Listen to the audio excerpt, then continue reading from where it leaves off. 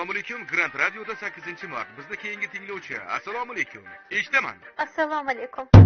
Va alaykum assalom. Xo'sh, kimga salom yo'llaysiz?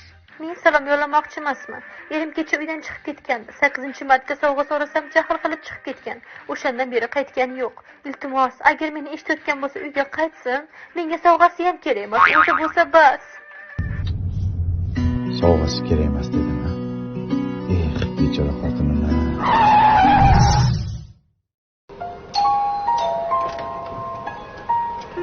Shahlo, men keldim. Yechmay o'ling. Odam shunchalik ham past bo'ladimi? Sovg'a kerak emas deb yugurib kelganingizni qarang. Qani sovg'a?